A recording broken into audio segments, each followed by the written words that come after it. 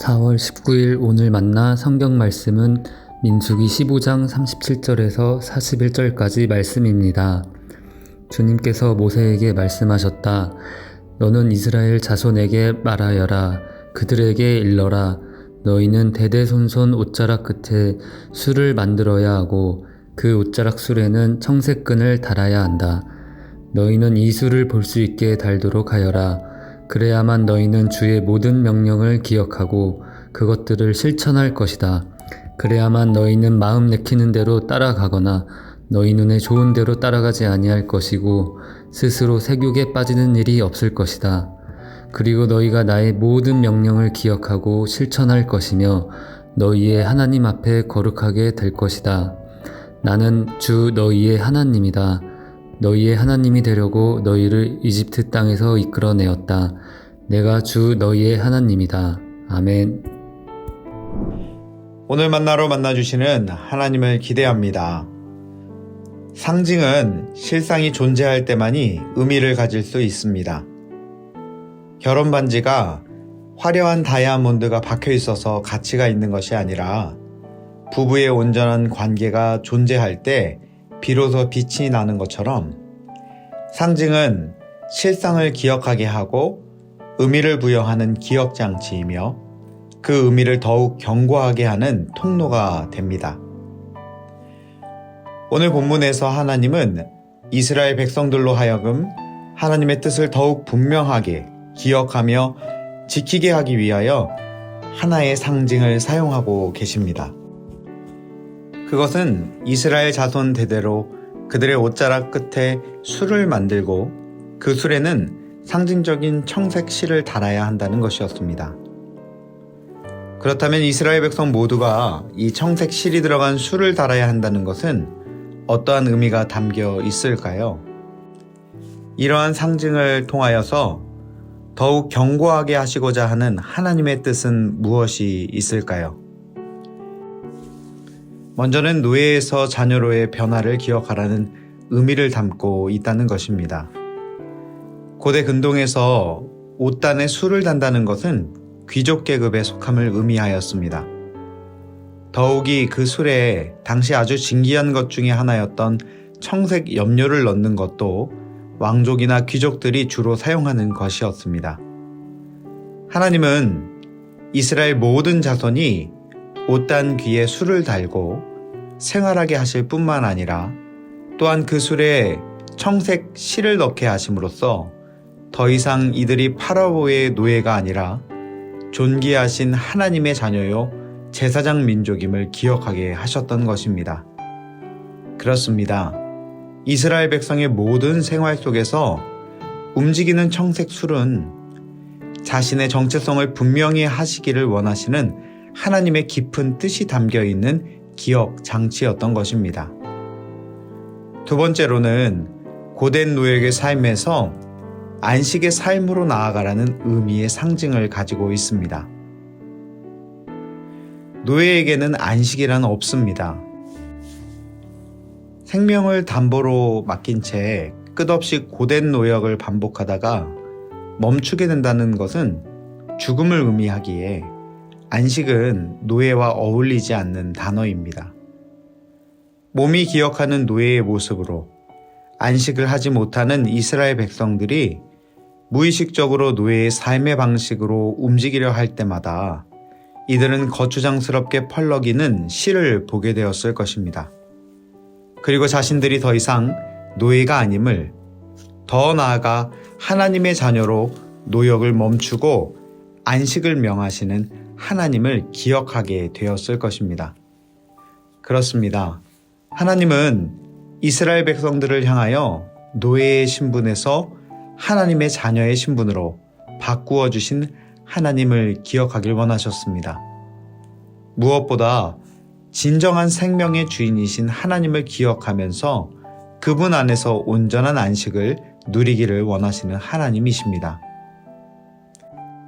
마지막으로 하나님은 이러한 상징을 통해서 그것의 실상을 알기를 원하고 계신다는 것을 발견하게 됩니다.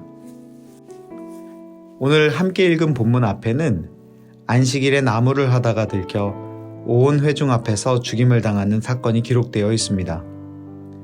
여러분, 안식일에 나무를 한 것이 생사가 오갈 일입니까?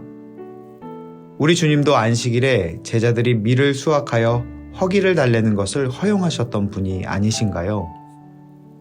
그럼에도 하나님의 백성으로 안식일을 기억하여 거룩하게 지킨다는 이 의미는 하나님만이 나의 온전한 주인이시라는 믿음의 고백을 담고 있기에 중요한 상징적 의미를 가지고 있었던 것입니다. 그렇습니다. 하나님께서는 청색 실이 들어간 옷, 그 끝자락에 술을 다는 상징적 행동을 통해서 이스라엘 백성의 정체성의 변화와 영원한 안식과 쉼을 누리기를 원하시는 하나님의 마음을 알기를 원하셨습니다.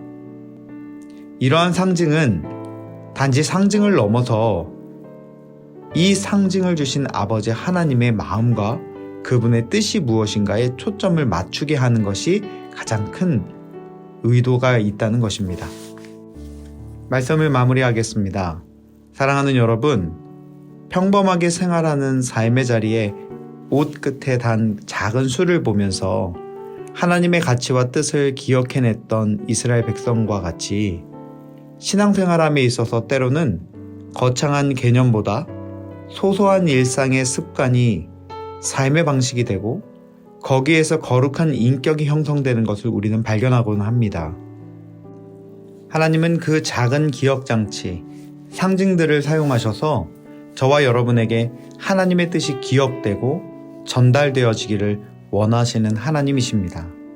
사랑하는 여러분, 자기만의 생각과 방법으로 가득하여 하나님이 주인되지 못하여 살아가는 이 시대에 분주한 삶의 생각을 내려놓고 하나님의 품에서 진정한 안식을 누릴 수 있게 하는 삶의 이 작은 평범한 기억장치들이 있으십니까? 그것이 매일 아침 하나님 앞에 드리는 오늘 만나의 이 시간, 10분의 시간이 될 수 있겠습니다.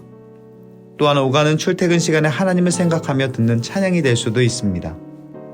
점심시간 짬을 내어 한 장씩 읽어내려가는 성경 통독이 될 수 있습니다. 코로나 이후에 무뎌졌던 신앙생활에서 현장으로 나와 하나님을 예배하는 그 예배의 자리가 또한 작은 시도가 될 수 있습니다. 그 무엇이 되었든 그 작은 소소한 기억장치는 습관이 되고 이내 삶의 방식이 되며 결국에는 그리스도의 장성한 분량에 이르는 거룩함의 인격을 얻는 귀한 시작이 될 줄 믿습니다. 오늘 하루 작은 청색술 하나를 삶의 자리에 매달아 하나님을 기억하는 거룩한 시작을 해내는 저와 여러분 되기를 주님의 이름으로 축복합니다. 기도하겠습니다. 하나님, 이 아침 분주하게 살아가는 일상들로 인하여 구원의 감격과 주신 은혜들을 잊고 살아갈 때가 얼마나 많았는지를 돌아봅니다. 오늘 말씀 안에서 새로운 소망함을 발견합니다. 하나님 우리의 삶에 붙여놓으신 이 작은 은혜의 기억장치들이 단순히 상징을 넘어서 실존하시는 하나님의 은혜를 기억하고 다시 만나는 거룩한 통로가 되게 하여 주옵소서. 예수님의 이름으로 기도합니다. 아멘. 이제 두 가지 기도의 제목으로 함께 기도하겠습니다. 먼저는 오늘 나의 삶에 하나님의 은혜를 기억하게 하는 작은 청색 술이 멈추지 않고 발견되게 하시도록, 그래서 그것을 기억하며 상징을 넘어 실존하시는 하나님의 역사와 은혜를 더 깊이 경험하는 은혜가 있게 하옵소서 기도합시다. 두 번째로는 우리 교회 공동체가 하나님의 뜻을 기억하게 하는 공동체적 청색술을 잘 만들어가게 하시고 신앙의 아름다운 전수가 이루어지는 교회가 되게 하옵소서. 이 기도 제목으로 함께 기도하신 이후에 개인 기도 하시겠습니다.